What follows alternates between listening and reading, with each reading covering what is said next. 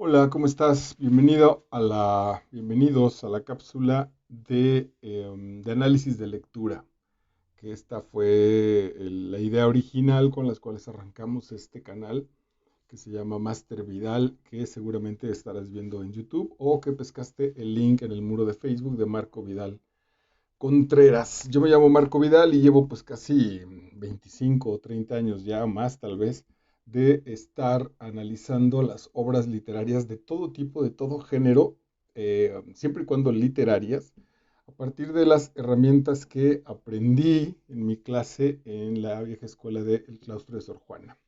No he encontrado otro método de mayor profundidad personal, es decir, la información que voy encontrando en los libros, al final de cuentas, empata con mis situaciones existenciales con las que voy moviéndome en la vida, entonces me permite revisar desde si lo que le está pasando al personaje tiene que ver con lo que me está ocurriendo a mí, la manera en la que lo resuelve, a otras relativamente más sencillas, como revisar pues que la vida francamente es una aventura maravillosa. Otras, pues que ese camino, sobre todo en el nivel 4 y 7, el camino espiritual también es un camino que en mi vida se va presentando muy similar al camino que se presenta en los andares de los personajes en las obras artísticas. Irremediablemente, al ser compuestas las obras artísticas por los seres humanos, entonces también podríamos encontrarlas en un libro técnico.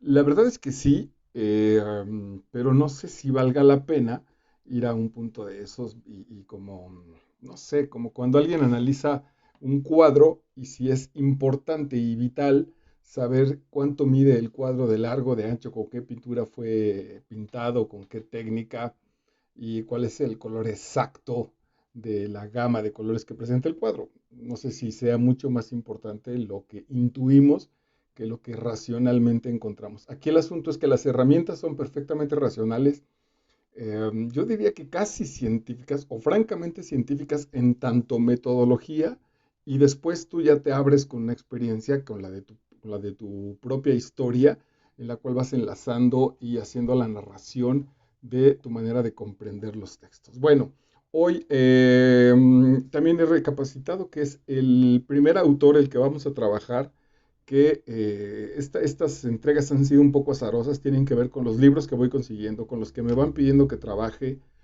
con algunos, como el caso de este, que lo encontré en impreso, es impreso el texto, y entonces, bueno, pues para seguirlo moviendo, me urjo un poco, me apresiono un poco a leerlo, y hoy ya, pues yo sé que no hay casualidades, pero es el tercer libro que trabajamos del maestro José Revueltas. Tiene mucho sentido porque aunque no me lo he propuesto de manera metodológica, ahora que leí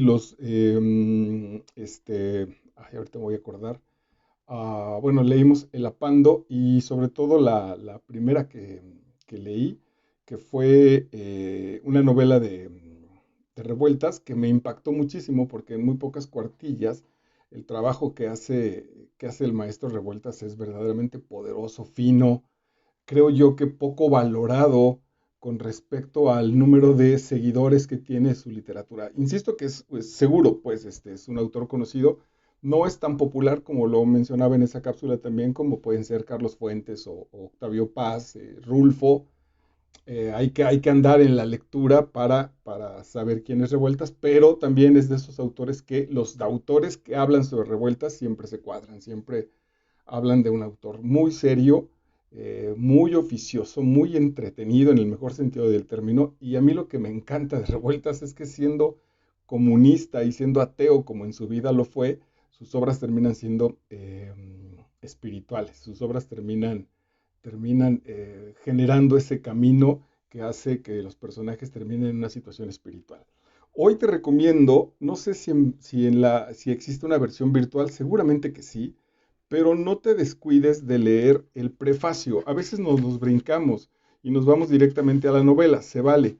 Pero en este caso dice a propósito de los muros de agua, que es un prefacio muy corto de 4 o 5 cuartillas, a propósito de los muros de agua, donde es interesante porque los autores nos explican desde el asunto de su vida, qué fue lo que los motivó a generar esa obra.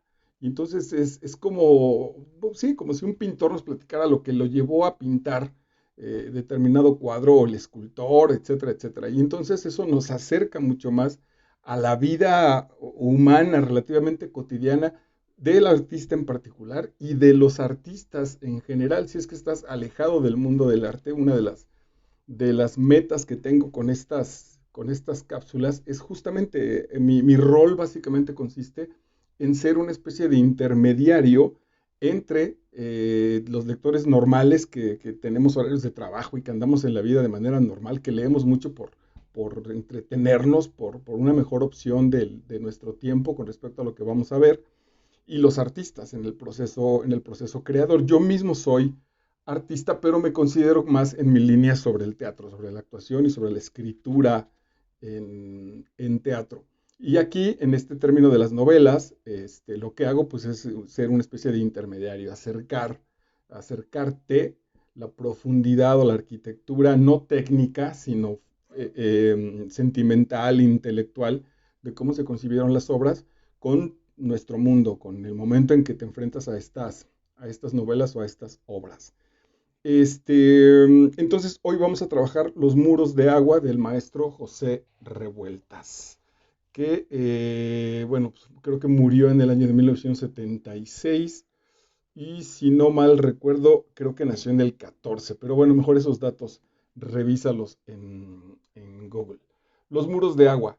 Este texto que aparece aquí, el número uno, en concreto en esta editorial, que si no me equivoco es Fontamara, pero ahorita lo comprobamos, por ahí debe estar, perdóname, era que sin duda existe, es el primero de las obras completas de Revueltas, que vale mucho la pena pues seguirla en ese sentido. Entonces dice Revueltas que no es su primer obra escrita, pero sí la primera que fue editada, que más o menos ese es el orden en el que nos presentan las obras completas, que la primera no le gustó, a él mismo fue bastante crítico con la obra, que era un poco enredada, etcétera, que le sirvió de experiencia. Esa también ya está publicada en las obras completas, pero después, es decir, en número más reciente, ya con la autorización, no sé si de Revueltas o cuando menos de sus familiares, de presentar ese trabajo. Seguramente sí, porque si no lo hubiera destruido.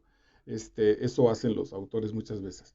Y bueno, vemos en esta novela a un autor, pues digo, con dotes importantes. Revueltas empezó a escribir ya en madurez, quizá desde joven, pero ya sabía del compromiso, entonces la revisó pues y la revisó muy bien y es una gran, gran novela. El prefacio va sobre un concepto bien interesante que tenemos los artistas.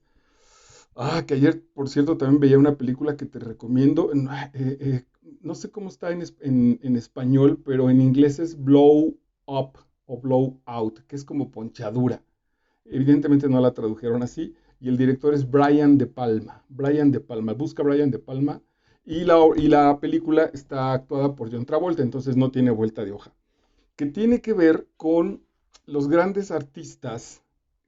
Trabajamos, me voy a incluir ahí, más allá en fin, de la humildad o no, trabajamos con cosas, con elementos muy importantes de la vida. Quizá el que más me acuerdo fue, y tendría que incluirlo ya, voy a buscarlo ahora que se puede salir un poquito, al maestro Ricardo Garibay, cuya novela o un relato extenso se llama Beber el cáliz, se le ocurrió y empezó a escribirlo mientras su padre agonizaba. Mientras esto sucedía de manera real y el padre del maestro Garibay se moría, él, sabiendo que no podía hacer nada, que pues los de afuera rezaban y los demás pues se acompañaban ahí a la muerte ya del padre inminente, él sacó un cuaderno de notas y empezó a escribir sus notas con respecto a la muerte de su padre. Hubo quien le reclamó y entonces él reconocía y decía que los artistas somos como unos lobos o como unos perros que incluso le mordemos a la muerte de la misma familia, de la gente que amamos, para escribirlo, para después pasarlo a la literatura, que ese es el precio del arte verdadero. Bueno, en la película de ayer, bueno, que ayer la vi, aunque debe ser por ahí ya es viejilla, están buscando un efecto de sonido. Y toda la peli, sin hacerlo obvio, porque está muy bien manejada por el director, toda la peli trata sobre cómo consiguen ese efecto de sonido. Ni siquiera te lo voy a decir porque es una gran sorpresa en la peli, pero habla sobre esta situación del arte. Bueno, Revueltas, pensando la novela de los muros de agua, que es un gran juego metafórico, porque es una isla, son las Islas Marías que están en el Pacífico mexicano, que le corresponden como territorios a México, que han sido usadas, no sé si sigan funcionando de esa manera, me faltó investigarlo, como cárcel. Creo que ya no. Son unas islas más o menos frente al estado de Nayarit, frente a Tepic y el puerto de San Blas, digamos, frente, después de varias horas de barco, de lancha, de barco incluso, porque la lancha sería mucho tiempo, en la novela se habla de 12 horas, llegan a ese territorio los presos, los peores presos del país, no necesitan la cárcel, evidentemente sus muros, los muros de su prisión, son el agua, son el océano, son el mar, y entonces por eso están encerrados en estos muros de agua, que ya es un ejemplo literario de un buen uso del manejo del lenguaje y que es bien bonito.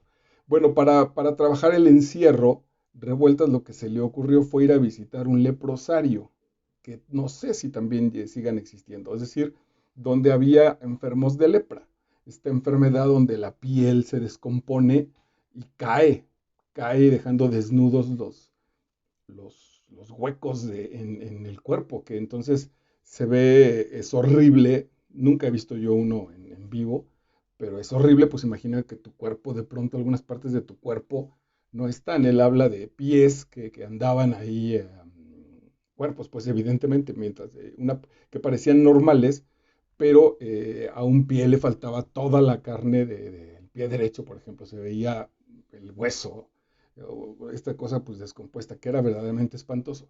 Y presentan un festival de teatro. Los enfermos hacen una presentación, tienen un auditorio y cantan y actúan un poquillo. Ellos son el público y ellos son los artistas. Y va Revueltas junto con otras 3 o 4 personas a ser parte de esta brutal anormalidad para él, pero normalidad en esa burbuja del leprosario.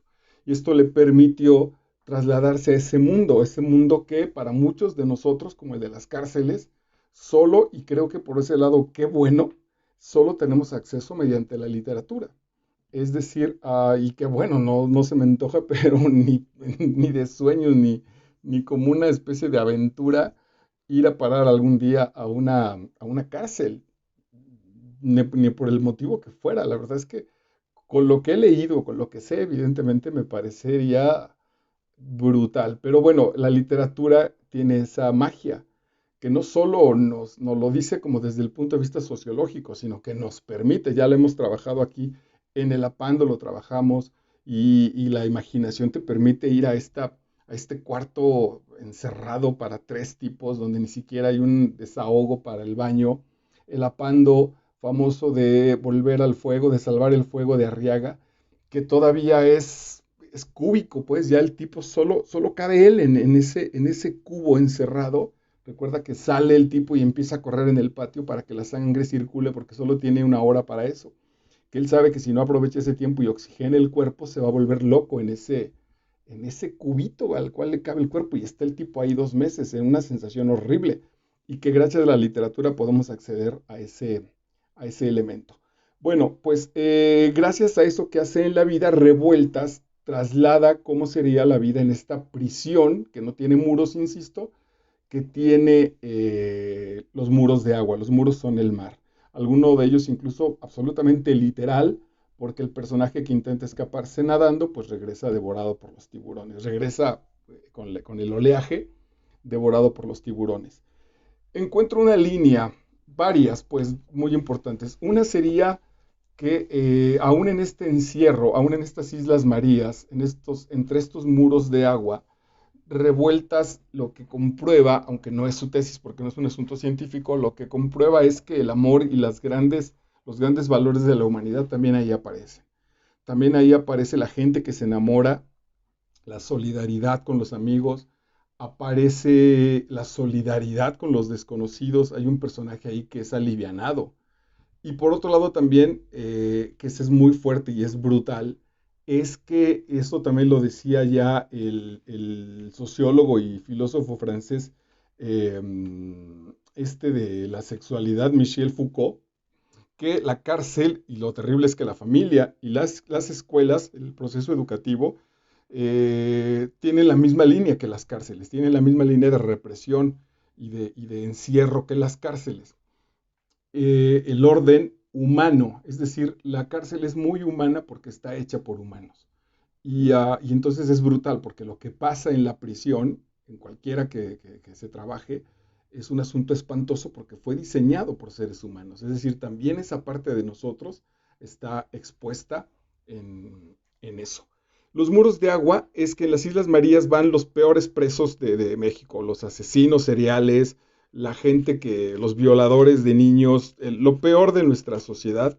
Y como castigo político, a partir del tiempo que se está viviendo en este México, no menciona la represión política, no menciona a partir de qué, pero 4 hombres y una mujer los mandan a las Islas Marías y les llaman los comunistas. Y resulta, reflexiones revueltas a lo largo del trabajo, que ser comunista ya implica que van a tener el peor trato que puedan recibir en la cárcel, el peor. Entonces ser comunista es peor que ser violador. Ser comunista es peor que ser asesino serial. Y el gran problema es que la gente de alrededor no sabe qué es el comunismo. Entonces también ahí aparece una línea brutal, la línea del prejuicio, que es espantosa. Tú puedes generar una mentira, las redes sociales son testigo de eso. Yo tuve una experiencia muy fuerte, muy, muy fuerte, que me costó un trabajo, me corrieron de un trabajo, bueno, me pasaron la carta de renuncia de un trabajo. A partir lo voy a hacer, pues si sale público, porque esta estúpida ya sepa que me enteré. Una alumna mía que se va de pinta con su novio al desierto de los leones, me parece, o bueno, no sé dónde, y montan a caballo y ella se cae y se lastima la cadera. Y entonces, pues para no decir, me fui de pinta con mi novio y me lastimé, entonces aproveché una de mis clases y en la parte del ejercicio, de una manera verdaderamente absurda, pues, porque incluso yo hice el ejercicio con ella porque no la entendía. Y entonces con toda la seguridad así total, la cargué, digamos, porque ni siquiera la levanté del piso, y luego tomada de las manos, de las muñecas, la deposité en el suelo, así completamente suave, nada, ese se levantó y se fue a su siguiente clase. Y entonces aprovechó ese ejercicio para decir que yo la había lastimado, que la había dejado caer, que había hecho mal el ejercicio, que no había dado yo bien las instrucciones y que entonces en mi clase se había lastimado. Como ya habían pasado un par de ocasiones, todas responsabilidades de los alumnos y no mías, un día se desmayó una niña que, con tal de no perderse mi clase, no durmió en toda la noche, estaba en su periodo y llegó a correr 3 kilómetros a mi clase, pues se desmayó. Entonces, las autoridades que no preguntan de esas cosas, pues se les hizo fácil correrme por salvaje. Y entonces a mí no sabía por qué me iba, y bueno, pues me ofrecen la renuncia y pues me tengo que ir. Y el asunto fue ese. El asunto en realidad fue ese, que a alguien se le ocurrió decir, pues me lastimé con este güey y tan tan. Esa parte de mentira crece, evidentemente, crece y no hay manera de detenerla. Y entonces, ya pues como maestro, cuando menos en esa parte, pues tengo la fama de brutal, ¿no? De que lastimo a los alumnos que me corrieron por eso, cuando en realidad no es. Ahora, no hay manera de dar esa explicación. Tuve que aceptarlo, esto que te estoy platicando sucedió hace 10 años posiblemente. Bueno, pues lo mismo sucede con este prejuicio. Estos chicos, estos hombres y mujer, son tratados de la peor manera porque son comunistas. Y unos de ellos preguntan, bueno, ¿y tú sabes qué es el comunismo? Y los otros, no. Sé que inyectan para la fertilidad, sé que tienen campos de concentración, sé que lo que tú quieras, pues que tienen relaciones sexuales, que hacen orgías. Nada que ver ni siquiera con el concepto político, económico, sociológico.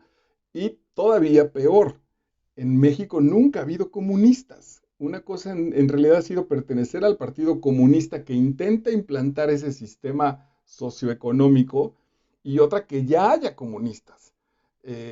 No es tal, pero refleja el brutal y enfermizo miedo de la gente, y bueno, y así son tratados. Como método, y bueno, y es la vida de ellos. Unos de ellos mueren. El asunto del machismo, no te lo pierdas, pues, o si lo leíste, pues ya lo viste, que es reflejo total de nuestra sociedad. seres verdaderamente descompuestos, capaces de perversiones espantosas. El trato que tienen a los homosexuales también es brutal, también es espantoso, que en este machismo, es decir, yo como heterosexual, hay muy pocas mujeres, entonces si yo no tengo mujer, pues sí accedo a un homosexual, y bueno, a lo mejor hasta de manera continua, ¿no? Cada mes le pago o voy y le invito una botella y tengo relaciones sexuales con el homosexual, yo desde mi heterosexualidad. Y el asunto es que cuando me cachan en la relación, entonces sale todo el monstruo homosexual de todos los hombres en contra de esa situación. O sea, el problema no es que yo tenga relaciones homosexuales, sino que me cachen. Ese es el asunto de una brutal hipocresía social. Entonces, cuando me pescan a mí con el hombre abiertamente homosexual, yo aplico mi machismo y las consecuencias caen sobre él, y consecuencias brutales, nefastas, de morir, de castigarlos, de torturarlos. Y yo salgo relativamente limpio de esa situación, como una víctima. Es espantoso el asunto. Bueno, lo que voy haciendo es voy leyendo, voy seleccionando para ti los párrafos interesantes que destacarán los procesos que nos interesa revisar para comprender con mayor amplitud la novela, o por si no la has leído, que sirva de invitación para que entres a ella. La novela abre así, como un génesis, además. Por eso digo que Revueltas, además de un gran autor, abre como si estuviera abriendo el universo. Es decir, aquí es cuando comparamos a los verdaderos narradores con Dios, porque de la nada crean el mundo, de la hoja vacía, una hoja vacía antes, empieza a generarse la creación que ya trae contenido. Y Revueltas dice, con una pregunta, ¿a qué lugar podría ser? El reloj amarillo de la torre, los árboles aparecieron como un rompecabezas, como un haz de tarjetas desarticuladas, como la vida, fíjense qué bonito, como si un alma dijera, ¿a dónde vamos a ir? ¿A qué lugar podría ser? Y aparece el tiempo. El tiempo y el espacio son importantísimos para la creación. Sin tiempo y espacio no habría realidad. El reloj amarillo de la torre, los árboles, aparecieron como un rompecabezas. ¿Qué cosa es la vida sino el rompecabezas de nuestra existencia?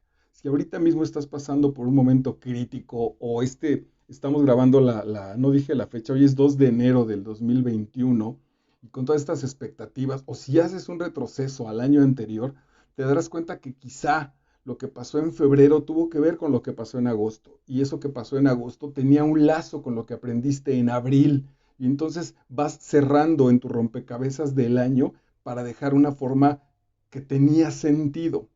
Esa es un poco la vida, o un mucho la vida. Aparecieron como un rompecabezas, como un haz de tarjetas desarticuladas, porque va sucediendo día con día, y luego todo quedó oscuro, impenetrable y silencioso dentro del carro, cuya puerta sonó con ruido de cadenas. Y entonces ese es el primer impacto, ese es como un bebé que van haciendo. Por eso a estas grandes aperturas de las obras le llamamos génesis, porque se está generando, está naciendo la vida. Dificilísimo porque no hay una introducción. Es decir, podrías poner una introducción y eso sería tu génesis. Lo difícil es abrir de manera directa, aparecer. Ya te decía que en nuestra entrega anterior de La Reina del Sur de Pérez Reverte, cómo abre en un asunto brutal.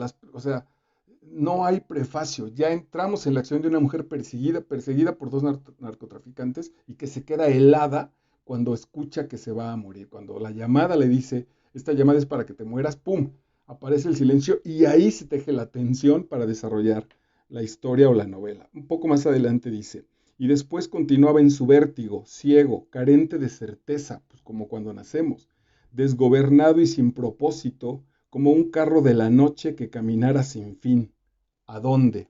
¿A qué destino? Como nuestra vida, como nuestra aventura, como cuando conocemos a alguien.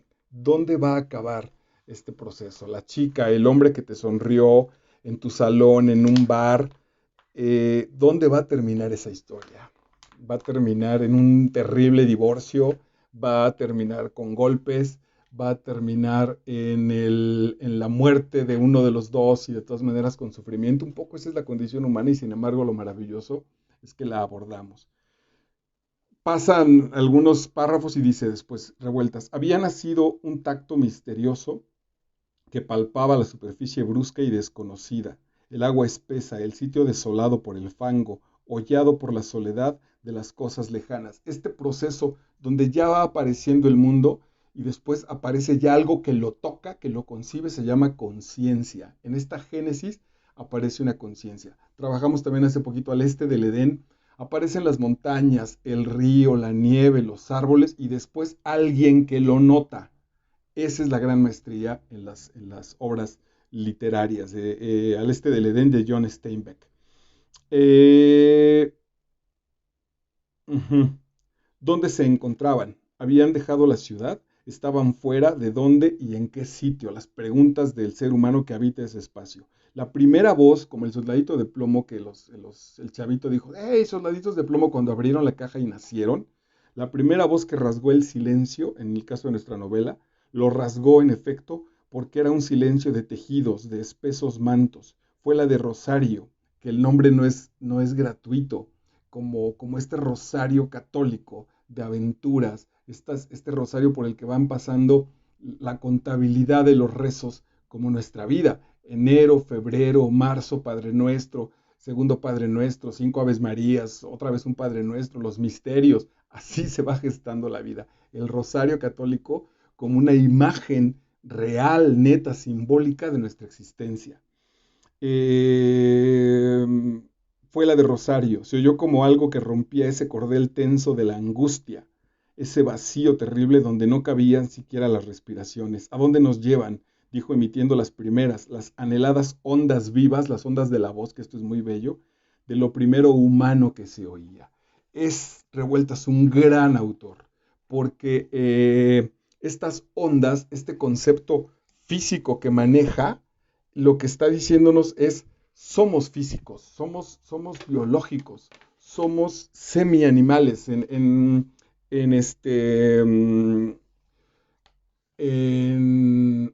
Te lo acabo de mencionar, en el Apando les llama simios, así literalmente, les llama simios a los vigilantes. Somos unos simios guardados en estas cárceles. Bueno, somos seres humanos. Mi voz, más allá de la poesía que pueda generar, son ondas físicas que están chocando con un sensor aquí abajo en el micrófono y que se reproducen y salen de tu aparato, de tu celular, de tu iPad, de tu bocina, y las traduce un tímpano que chocan esas ondas ahora ya virtuales, físicas, electromagnéticas, que chocan con tu tímpano y te permiten ya la magia del pensamiento. Bueno, eso se refiere, pero el asunto sigue siendo físico. Han nacido nuestros personajes. En la página 34, Rosario cayó hasta el rincón, sola. Más sola aún porque su cuerpo perdió las fronteras y se tornó también de oscuridades. Cuando bueno, aquí es importante este nacimiento, aquí diría Heidegger, yo lo uso mucho, como este Dasein, que es este tipo arrojado a la existencia, casi sin ninguna referencia. Y el primer concepto, eso habría que ser, ahí tenemos que generar la gran revolución humana, puede pasar porque el concepto de nacimiento empiece a cambiar, que desde el nacimiento venimos a una especie de condena, venimos a una especie de lugar para sufrir. Dice en los textos más antiguos de la literatura náhuatl, un abuelo que le habla a su nieta y le dice, este es un lugar para sufrir, este es un lugar para sentir cómo la obsidiana te pica, cómo los vientos te lastiman, para vivir la redención. ¿Qué sucede si empezamos a cambiar ese concepto? Este lugar es una fiesta, este lugar empieza a ser un paraíso. Y no solo decirlo, prepararlo para ese nivel. Y entonces esta oscuridad de fuera se tornó una oscuridad interior. La oscuridad, no obstante, le removía cosas primitivas, ahí en el fondo, en las paredes más inferiores del recuerdo. Es probable entonces que el resto de la vida, lo estoy trabajando en otras novelas, incluso en esta tan relativamente ligera de José Agustín que se llama De Perfil, es probable que el resto de la vida sean ecos de elementos de la infancia, de elementos de nuestro nacimiento que se han quedado atorados fuertemente, que se han quedado ahí enquistados y que la madurez sea ir resolviendo mañana con mañana por qué hoy me siento angustiado, por qué los sábados no me gustan, por qué los domingos en la tarde me parecen pesados, por qué la Navidad es triste, por qué el Año Nuevo no acaba de cuadrar, por qué necesito tomarme unos tragos o francamente perderme en la droga para sentir que la vida tiene sentido. Bueno, pues son ecos infantiles que hay que estar desarrollando y trabajando. Ok, ocasionalmente me verás perderte la mirada porque estoy sobre mis notas y mis apuntes en el texto para buscarlos. En la página 55, un elemento 6, un elemento religioso. Acuérdate que el elemento religioso es todo lo que los personajes tiren como un nexo, como un agarre con situaciones espirituales, con situaciones que están por encima de su situación física, que trascienden este elemento. Existan o no, eso no importa. Ernesto sintió sobre su pecho un deseo de llorar, de pedir clemencia. Ernesto es otro de los presos, de los famosos comunistas. Hubiese querido arrodillarse e invocar entidades divinas. Hubiese querido que Dios existiera, nos está diciendo Revueltas, aun cuando no creyera en ellas. Por eso Revueltas también a mí me parece genial, porque él asumiendo y diciendo Dios no existe, ojalá existiera, él sabe que hay una especie de división entre su intelecto que le dice no, tus herramientas no están para comprobar la existencia de Dios, cuando menos las que usas del razonamiento, no fueron hechas para eso, y sin embargo hay una pequeña voz que te dice, ojalá que sí existiera, para que se arreglen las cosas, para que vayamos a un lado mejor, etcétera, etcétera, para contestar posiblemente Orígenes. Porque en ese instante en que toda razón tropezaba y permanecía rígida, incapaz, el espíritu se acogía al cielo, a lo irreal, a lo que estaba fuera de la lógica, y era una esperanza oscura, fuera del tiempo y de la tierra. Es brutal, destaco esta parte de la esperanza de Dios, pero no a partir del amor, no a partir de la mirada. ¿Qué cosas pensé yo en Dios? Cuando cargaba a mis hijos, ambos pequeños, así absolutamente de brazos, que por ejemplo me los pasaba su madre para bañarlos en la regadera y entonces yo los bañaba en la regadera, luego ya pues los estaban todos calientitos, salían y después de que la mamá les daba de comer, yo los cargaba para intentar dormirlos. Bueno, si lo lograba, me parecían divinos. Sin duda pensaba en Dios cuando cargaba a mis hijos y me sentía parte de ellos y mi amor se mostraba y la ternura, la inocencia, la confianza de la vida para dejar un ser vivo en manos de un pinche irresponsable como era y cuidarlo y saber que en ese momento pondría en juego mi vida si alguien intentara arrebatarme ese pedazo maravilloso de carne. O la mirada frente a una mujer que he amado, ¿no? Saber que atrás de esa mirada seguramente hay Dios, seguramente está la divinidad, eso está bien. Pero cuando después de una tortura, cuando después de una violación o en medio de una violación, en medio de una guerra, el dolor, la desesperación, la ignominia te lleva a suspirar porque haya un Dios, es otra cosa. Es, lo hemos trabajado aquí también con Justin y el Marqués de Sade en las aventuras de Justin, pidiendo la clemencia, pidiendo, yo sé que hay un Dios, que por algo estoy pasando lo que estoy pasando, pero ahí debe estar. Es muy fuerte porque y si no está ese Dios como el sustento y la explicación para no enloquecer de lo que está sucediendo y de lo que acontece en el mundo. En la página 98 dice Revueltas, sentí entonces que el mundo estaba rodeado de impiedad. ¿Ves cómo? Digo, me puedo saltar 40 hojas, pero este método nos va llevando a la línea central de la obra. Sentí entonces que el mundo estaba rodeado de impiedad, que era un mundo sin abrigo, frío, donde los hombres caminaban ciegos y brutales. No sé si lo haya leído, pero pues 30, 40 años después tenemos aquí también en Máster Vidal a Saramago con esta obra de el ensayo sobre la ceguera, donde literalmente la gente solamente una queda con la mirada. Caminaban ciegos y brutales, furiosos, en la lucha por sí mismos. La lucha es interior, ese caos ya viene con nosotros, sin volver la vista atrás ni a los lados, apretando los dientes. Muy fuerte, como la actitud de la vida. Por eso también quizá tantos literatos utilizan la imagen de los guerreros, de la partida de la vida a partir de la guerra, a partir de la batalla. Es muy fuerte el concepto. No es nada amoroso, sino por el contrario, venimos a una lucha, venimos a una batalla y en las batallas pues normalmente hay que eliminar al enemigo. El siguiente dice, no quiso moverse ni respirar, las alimañas en cuestión eran veloces, parecían tener pensamiento y revolvíanse con rabia, zigzagueando, adelantó el pie con cautela y lentitud en una lucha fantástica, empeñada entre dos silencios. Momentos de paz, momentos de relativo bienestar en nuestra vida que solo nos preparan, nos entrenan, nos dan fuerza para el siguiente madrazo de la existencia. Una sola vez en la vida estuvo a punto de encontrar la esperanza anhelada.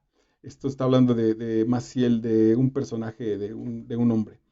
Era una mujer, pero una de esas mujeres capaces de arrastrar al hombre hasta los peores abismos, que carecen del menor sentido humano y proceden con una inconsciencia monstruosa, fría, gozándose en el naufragio de quien las ama.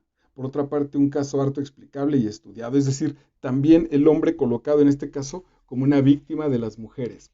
Las mujeres, si el enemigo está en la vida, un elemento importante, parte del machismo, va a poner a la mujer como nuestro enemigo, como entregar nuestra vulnerabilidad y saber que va a ser destrozada, saber que va a ser traicionada. Es evidentemente entonces un mundo muy, muy, muy neurótico, muy enfermo. Me está mandando el celular avisos de que está por agotarse la pila. Entonces, bueno, perdona, pero voy a hacer este movimiento para no perderme porque tenemos casi media hora de trabajo. Y para que no borre, bueno, pues te cambié la toma. Disculpa entonces los elementos técnicos para que podamos seguir trabajando. Creo que ya lo tengo. Y no perdamos la noción del trabajo. Bueno, estoy más cerca. Y nada, no pasa nada. Te leo la siguiente entrega, que es el asiento 29. Iba al monte sola, habla de Rosario, todas las mañanas, respirando un aire lleno de embeleso, nutrido de aromática resina, de olor a madera joven, como en un paraíso, con la naturaleza, de madera joven y perfume de plantas, para cazar conejillos y sepultarse en las pozas del arroyo, uniendo la cálida frescura de su cuerpo a la frescura musical del agua, la mujer como este elemento natural. Los hombres accedemos al cuerpo de la mujer o a la parte femenina, la parte masculina accede a la parte femenina para recobrar su naturaleza. Y entonces nado en tu cuerpo, bebo de él, me baño de la cascada de tus cabellos, etcétera, etcétera. Luego encontraba una especie particular de cerecillas, perdón, y llegaba al campamento con hongos de colores extraños, morados, blancos, negros y flores que arrojaba al arroyo por afición pura a la naturaleza, de la cual, como una salvaje hermosa, como el origen de los hombres, como una salvaje hermosa, parecía formar parte. Es decir, los hombres en realidad venimos de esa naturaleza suave, linda, apreciable, tierna, ¿dónde es entonces que la hemos descompuesto? Qué recreación sonora, alegre de la estrella. No era la raterilla vulgar, cínica de antes, sino que parecía exactamente una hija de la selva, verde, nutrida de jugos vitales. Mas cuando volvía al campamento, que esto es lo terrible, cuando esta mujer no es Rosario, es una de las amigas, una de las prostitutas, que recordarás que cuando llegan les asignan un nombre, o sea, las mujeres en este mundo están valoradas como yeguas, como muebles, como cosas, están perfectamente cosificadas, que por otro lado les puede ir mejor, sé que lo que estoy diciendo es terrible, porque Rosario se hace la mujer de un tipo, lo cual puede ser absolutamente nefasto y tendrá que pagar las consecuencias de las noches y entregar y ceder su cuerpo, frente a estos hombres que trabajan del amanecer a la noche en trabajos verdaderamente brutales, nefastos, algunos de ellos ridículos, con el tipo que los pone a cavar unos agujeros y cuando terminan pone a que tapen los agujeros burlándose de su esfuerzo. Bueno, esta mujer que está sintiéndose una con la naturaleza y que se baña y que la pasa muy bien, cuando regresa al campamento, cuando regresa al contacto humano, aquí usando la frase de Sartre, es posible que el infierno sean los otros, mas cuando volvió al campamento se retraía otra vez. El color de su rostro se opacaba, adoptando todo su continente un aire de rencor y amargura, que puede ser también una metáfora de la niñez. Los niños nacemos limpios, nacemos amorosos, Y el contacto, desafortunadamente, con nuestra propia familia es el que nos empieza a descomponer. Es nuestra familia o la gente más cercana a nosotros la que empieza a alimentarnos con sus rencores, con sus cosas terribles. Basta ahí, también lo tenemos aquí guardado, grabado y guardado, Romeo y Julieta. Romeo y Julieta, dos almas nobles, nuevas, que se van a enfrentar, pero que tienen un elemento que va a impedir ese enfrentamiento sano, que es la historia de muerte de las familias, Montesco y Capuleto.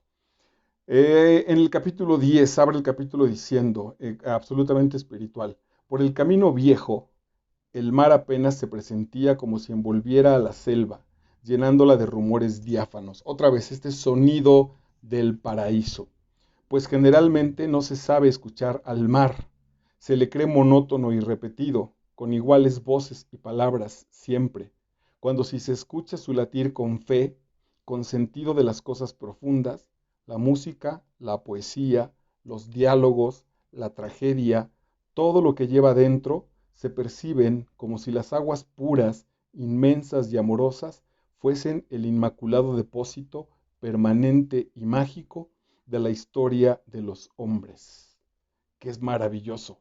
Lo marqué también porque Revueltas es un ateo. ¿Cómo un ateo le encuentra este sentido espiritual al mar, a un elemento? Porque lo presiente. Porque Revueltas, ya te lo dije, es muy consciente de que su proceso intelectual no va a darle para llegar a Dios, no de manera convincente, no lo va a percibir, a tocar, a medir, pero él presiente que hay algo, nada más que incluso con él mismo no se lo permite, porque creo, esto te lo digo no como crítico de la literatura de Revuelta, sino como, y además con la ventaja que me da haber nacido 40, 50 años después del maestro Revueltas, con mayor información sin duda, no se permite ver en él mismo el proceso espiritual porque porque le quiere encontrar una respuesta al caos. A ver, te lo pongo de manera sencilla. Si en tu familia hay problemas, si tu papá tiene broncas, tu marido, si hay problemas en tu familia, si hay un enfermo de cualquier cosa, terminal, por ejemplo, o un niño con malformaciones genéticas, con algún retraso mental, lo normal es preguntar por qué. Y sabes por experiencia si está pasando esto o si lo has visto cerca, que no hay una respuesta y que la respuesta puede ser terriblemente y brutalmente agotadora. No hay un porqué que a la mente le diga por qué mi papá se fue con Alzheimer y me dejó sin vivir la experiencia de acompañarlo en su vejez, ¿no? Este, quién sabe.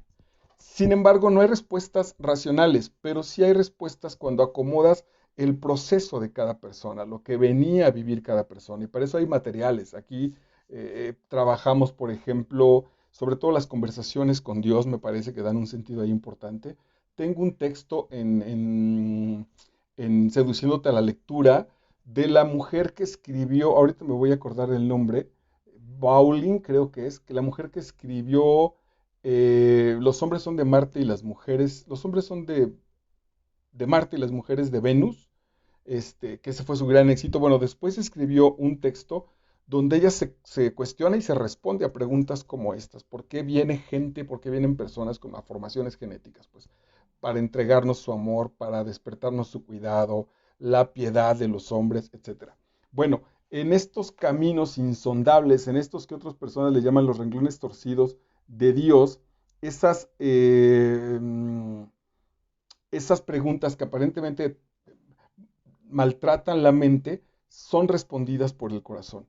Y entonces te decía que aquí había marcado, no obstante el no creer en Dios de Revueltas, eh, una vez que lo tengas, que te lo acabo de leer, compáralo, también está en el canal, con la entrega número 1 del Manual del Guerrero de la Luz de Paulo Coelho.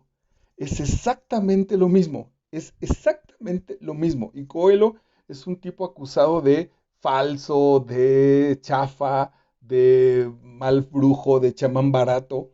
Y es justamente lo mismo. Un tipo frente al mar que le dice, ¿escuchas las campanadas de la iglesia que se hundió? Y entonces la lógica del personaje dice, evidentemente no, no se pueden, están dentro del agua. Aunque sonara, la campana no generaría sonido y no llegaría hasta acá. Dice, pues pon atención y ve qué sucede.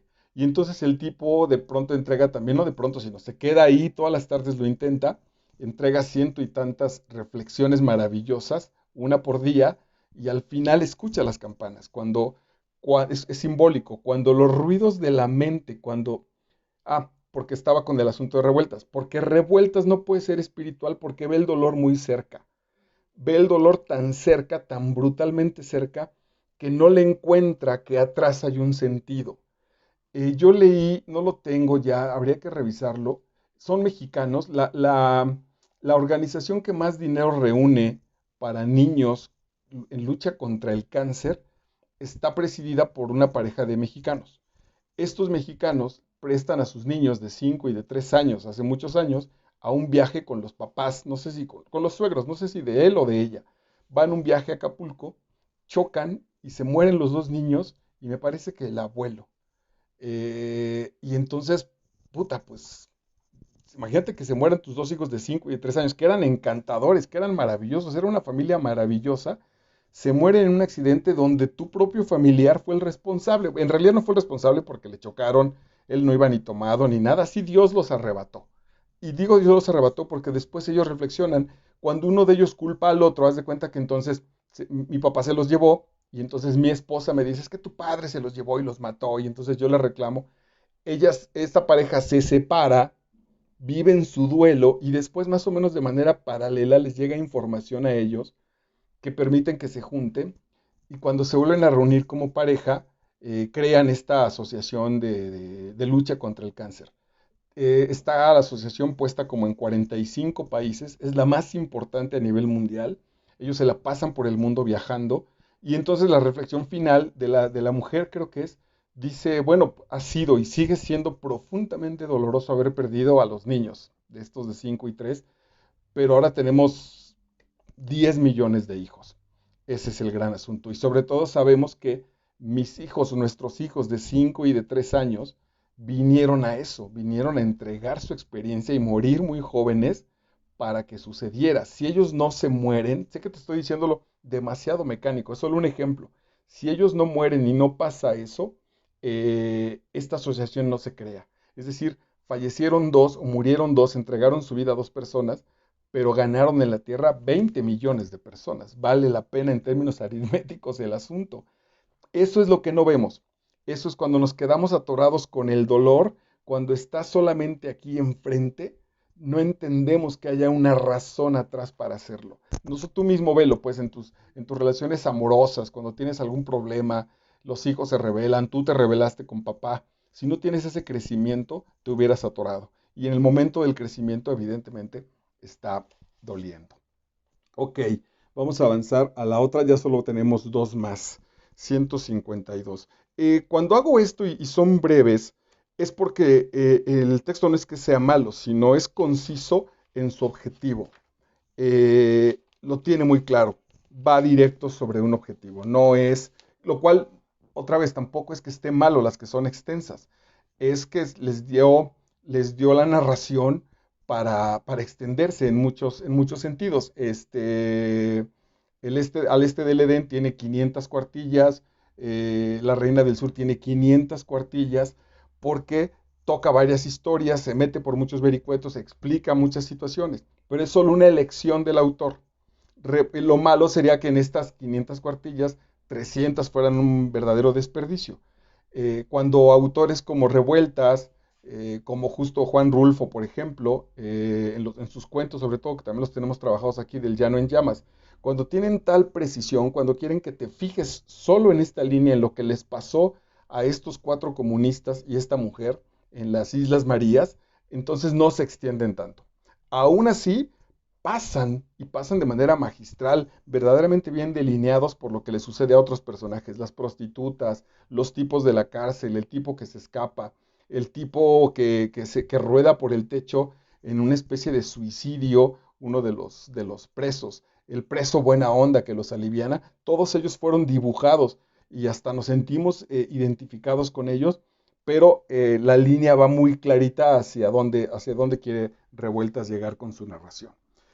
Soledad se mostraba tranquila. ¿Qué podía importarle ya? Nada. Cuando Maciel mañana o pasado se introdujera en la barraca por la noche, Soledad lo recibiría sin resistencia. Soledad es otra de estas mujeres que estas semiprostitutas que le han asignado a uno de los peores patanes para vivir con él. Soledad lo recibiría sin resistencia. Sí, que llegara a esa fuente enferma, a ese nido oscuro donde palpitaban cuerpos demoledores y tenaces. Ambos morían carcomidos por aquella virulenta lepra o sífilis del tamborino. Esta parte no te la puedes perder y si la leíste entenderás las magnitudes en las que se mueve Revueltas. La primera noche la mujer le dice al tipo, espérame, estoy en mi periodo, no, venga, pues me vas a violar, a amar, me voy a entregar, porque voy a ser tu mujer aquí, todo lo que dure la estancia en la cárcel, pero lo odia y él no la trata tampoco como una mujer, él también es un patanazo brutal. Y entonces esta mujer provoca sensualmente a un tipo que le dicen el temblorino. El temblorino tiembla porque tiene una brutal sífilis, porque está absolutamente enfermo de su sexo, pues, en su pene. Está muy enfermo, está a punto de morirse, es un foco de infección. Y esta mujer acepta ser violada por el temblorino para pasarle y de esa manera matar a su violador. Es decir, me voy a morir yo, pero tú te vas a ir conmigo. Ya no es solo un abuso. Y entonces provoca esta situación. Imagínate lo brutal que fue permitir que un tipo que está enfermo, que además es horrible el cuate y ya tiene en el cuerpo, ya tiene en la piel las manifestaciones de la sífilis, de la enfermedad brutal, que te viole y luego además con la idea de que esto se lo voy a pasar al otro. Es decir, dos violaciones en las cuales lo que transita por en medio es este veneno, este virus, esta enfermedad. Los hombres estamos enfermos, los hombres y las mujeres estamos enfermos, la humanidad está enferma. En estos personajes se manifiesta, dice ay, se me olvidó el texto, la enfermedad como camino, es un texto, la enfermedad como camino, el autor es un alemán que se me escapa el nombre, que en los puntos más débiles, en los puntos más sensibles, se manifiesta de manera física la enfermedad, pero es el sistema el que está enfermo. Por ejemplo, en mi caso, cuando desarrollo mi alcoholismo, justo el ser sensible es que ahí aparece una enfermedad sistemática de mi familia. Toda mi familia tiene alcoholismo, toda, mis papás y mis hermanos, y los que estén todavía incluso alrededor, todos estamos enfermos de un asunto mental. En mí es en que a que le da temperatura, es en mí se manifiesta porque yo soy el que me emborracho, pero todo el sistema es el que está enfermo. Por eso a veces es tan complicada también la ayuda terapéutica, porque el resto de la familia no va a aceptar. Es decir, que si uno de mis hijos es alcohólico o drogadicto o neurótico, yo tengo que asumir que también estoy enfermo y trabajar mi propio proceso y en todo caso, en ese sentido, si él lo necesita, ayudarlo. Pero lo que hacemos no, lo aislamos, lo mandamos a que se cure alcohólicos a la terapia, al psiquiatra, y después es difícil que se cure porque regresa a un lugar que le alimentaba justo la enfermedad. Bueno, pues aquí está cabrón, porque lo que está enfermo, y esto también lo asumen a veces muy bien los terapeutas, es lo que está enfermo es la sociedad, lo que está enfermo es el hombre. Y si estamos ahí y si de ahí nos alimentamos, pues no es posible. La verdad es que no es posible salir. Lo que aprendemos a hacer medianamente, pues es a ir como estos espacios de tiempo, de descanso, ir generando lo más posible los momentos de alegría, los momentos de paz, los momentos de tranquilidad ante la chinga que implica ir viviendo, ir existiendo. Los últimos párrafos de la novela dicen así.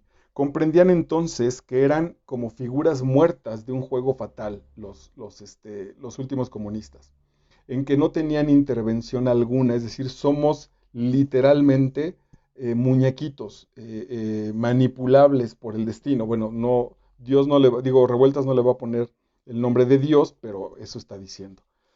Comprendían entonces que eran como figuras muertas de un juego fatal, en el que no tenían intervención alguna, no podemos participar, el destino está radical. Esto convierte a la novela en una especie de tragedia griega, y que los llevaba de un sitio a otro, sin fin ni concierto, además absurdo, porque no hay un fin en la vida, no hay un fin para el sufrimiento, cuando menos así lo plantea Revueltas, en mitad de la más imprevista desventura.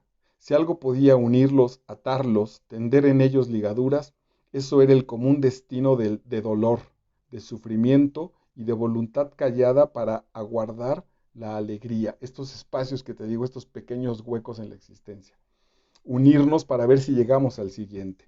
Esto también empata con Rulfo y Nos han dado la tierra, estos cuentos donde la gente camina y camina y camina y de pronto un poco de lluvia, de pronto en este otro cuento bellísimo de la lluvia, de que le mata la vaca a la niña que va a tener que convertirse en prostituta, y nos hablan de una noche de tortillas en medio de una fogata, nos hablan de salir a ver las estrellas, estos pequeñísimos momentos de paz y de alegría en medio de una situación que bombardea de dolor.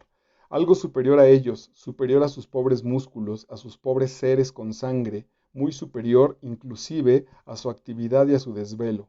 Algo que fabricaban los años aglomerando polvo y sueño. Eso es muy bonito. Eso es una definición bellísima de ser humano. Quizás somos algo que aglomera polvo y sueño.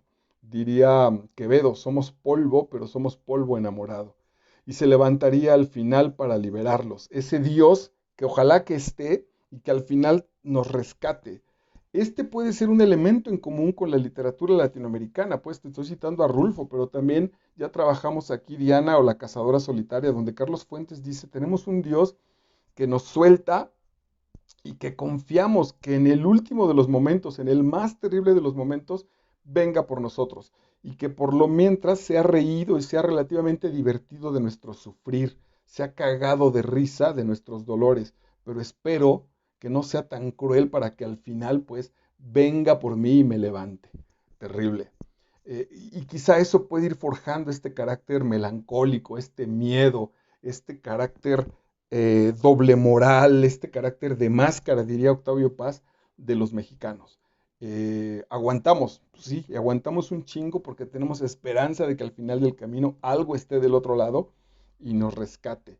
Y por lo menos entre nosotros somos fiesteros y convivimos para encontrar, diría Octavio Paz, como te digo, en el laberinto de la soledad, para encontrar estos espacios de relativa unión. Acabamos de leer, claro, en Marica de William Burroughs, dice Burroughs, los mexicanos, por la razón que sea, se emborrachan y casi a veces sin estar borrachos matan, pero prefieren matar a un amigo porque el amigo es conocido. Matar a un desconocido es un misterio, no sabemos qué puede pasar. Matar a un amigo, matas a alguien que conocías, a alguien que ya era tuyo. Entonces, alguien que compartió esos pequeños momentos de paz, de alegría, ante la brutal aridez de la vida, entreteje también puede ser a estas dos obras y nos va dando el carácter. Te lo decía al principio, cuando leemos a esta obra fue escrita en 1940 y tantos, y puedo percibirla, pues mi vida tiene que ver con eso, mi forma de pensar, la manera en la que mi padre me educó, las relaciones familiares que vi, más allá de que estén en la cárcel, porque aquí lo puedo trasladar. Entonces, esto que sucede, bueno, claro, sucede en la cárcel, pero diría revueltas años más tarde en el Apando. La cárcel es solo un cubo de una cárcel mayor y de una cárcel mayor que se llama la colonia donde está la cárcel y que se llama la delegación donde está la cárcel y que se llama Ciudad de México y que se llama México y que se llama continente y que se llama mundo. Solo estamos encerrados en estos procesos. Ok, entonces sufrían alegremente, borrados los obstáculos que hoy envilecían el sufrimiento. Se miraron a los ojos como para desvanecer las barreras que los separaban. Silenciosamente, lealmente, se tendieron las manos, estrechando en ellas toda una fe y una doctrina, toda una manera de pensar, toda una cultura, diríamos. Ahora habría que esperar que llegara Rosario, su camarada. Eh, Creo que al final también lo hace un camino espiritual porque están esperando que llegue la parte femenina. Esta parte femenina, Rosario, que uno de ellos es amante de Rosario, bueno, cuando menos son, sí, amante bien, la aman, van a ser pareja, y él ve cómo se la arrebatan para que se le entreguen a otro hombre, y Rosario sabe que no puede hacer nada y que tiene relaciones sexuales mientras su amante está siendo castigado en otra área de la isla. Y se quedan al final esperando, que aquí Revueltas hace un juego muy hermoso, si esta esperanza divina, si esta esperanza de que Dios exista, esté representada en nuestra parte femenina. Si nuestras mujeres, en el caso de México, son esa parte femenina que puede salvar nuestra tierra, son esa parte sensible, esa parte amorosa, esa parte menos violentada, pero no, pero activa, pero valiente, pero echada para adelante, cuando las mujeres posiblemente resuelvan que no necesitan a un hombre para crecer, para moverse, entonces esos muros de agua se podrán aplanar, serán esos Moisés que partan el mar y podamos caminar a la tierra prometida. Venga, pues espero que haya sido de utilidad. Estamos casi, bueno, cumplí recién la hora de trabajo. Esto fue Los muros de agua del maestro José Revuelta. Si no la has leído, no te la deberías perder. Y si la leíste, pues espero que esta información te haya sido de utilidad. Estamos en Master Vidal en YouTube. Muchísimas gracias. Chao, feliz año.